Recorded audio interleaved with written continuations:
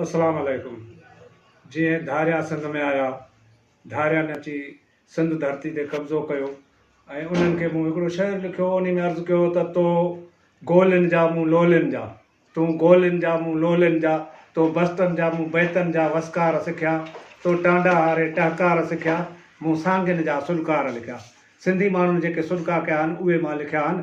अर्ज़ु कयो त सिंधियुनि सां सिंधी वॾेरो साण हो धाड़ेलनि सां गॾु धाड़े में, सिंधी वॾेरो साण हो धारियनि सां गॾु धाड़े में।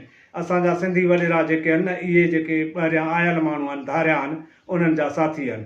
तंहिंजे करे अर्ज़ु कयो त भॻा भारत मंझा जेके नही मिल्कियत ज़रातनि खे, हथनि में हा तॾा तौरा हुका कूज़ा करातनि खे, वरी पंजाब वारनि खां लॻा कप ऐं छुरातनि खे।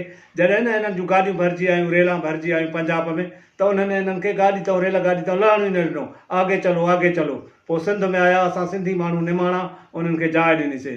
चयोसीं त भॻा भारत मंझा जेके नही मिल्कियत ज़रातनि खे, हथनि में हा तॾा तौरा हुका कूज़ा करातनि खे, वरी पंजाब वारनि खां लॻा कप ऐं छुरातनि खे, ॾिनीसूं जाइ अखियुनि में ॾेई पला ऐं खरातनि खे, कयासूं गुण वरी जन सां लॻा बेशक बुरातनि खे, करे कब्ज़ो वठी वेरनि जीअं वयड़ा ॿियाई जा बरातनि खे, करे कब्ज़ो किलीमनि ते वया कप्तान थीसे अॼु, वतन वारनि संदा वेड़ा वया वीरान थीसे अॼु।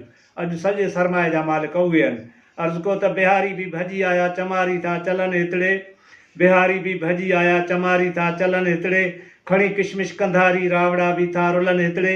तव्हां ॾिठो हूंदो पठाण जेके आहिनि न कंधारी, उहे हिते ईंदा आहिनि, छा खणी ईंदा आहिनि, तूत ऐं किशमिश खणी ईंदा आहिनि। रहनि बि सिंधियुनि जे उताकनि में, सिंधियुनि जो निमक बि खाइनि, ऐं उहे वरी होको जेको ॾींदा आहिनि उन में असां सिंधियुनि खे गारियूं ॾींदा आहिनि। उहे तूत न चवंदा आहिनि, पर चवंदा आहिनि थू अथव, ईअं चवंदा आहिनि थू अथव। अड़े थुकां तव्हांजे मुंहं में हुजनि, खाओ बि असांजो, रहो बि असां वटि, वरी थुकूं बि असांखे हणो।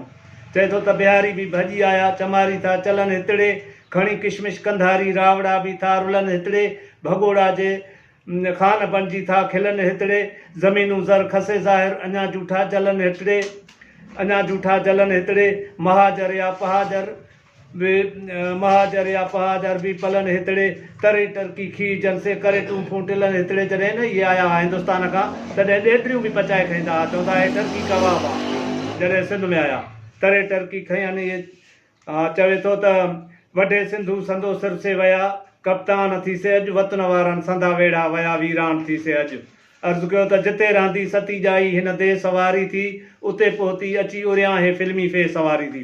जेसि ताईं हिते असांजा हिंदू भाई हुया न, उन अरसे में कॾहिं बि कंहिं छोकिरी लव मैरिज न कई, कोरट ते चढ़ी शादी न कई आहे।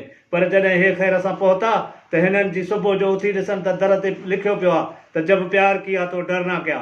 पंहिंजी मर्ज़ी सां पीउ जो घर छॾियूं, पंहिंजी मर्ज़ी सां शादी कयूं, हली वियूं। असांजो जेको सकाफ़ती विरसो हो उहो ख़तमु। चए थो त जिते रहंदी सती जाई सदा हिन ते सवारी थी, उते पहुती अची उरियां हे फिल्मी फे सवारी थी। लॻी सभ खे लव जी का बीमारी के सवारी थी, अची आयल तड़े जायल ही कोरट के सवारी थी, कढी कामूं करे विकिरो रियाया रहे सवारी थी, रियाया रहे सवारी थी। महल शाही टही सारा वया संसान थीसे अॼु, वतन वारनि संदा वेड़ा वया वीरान थीसे अॼु।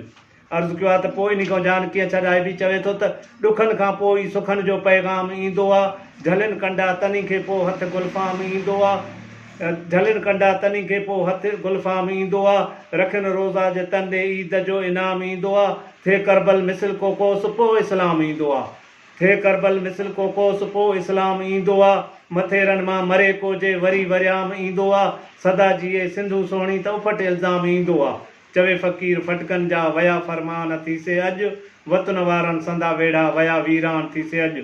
सभा जा सिंध वासी जे हुआ महिमान थीसे अॼु, वतन वारनि संदा वेड़ा वया वीरान थीसे अॼु।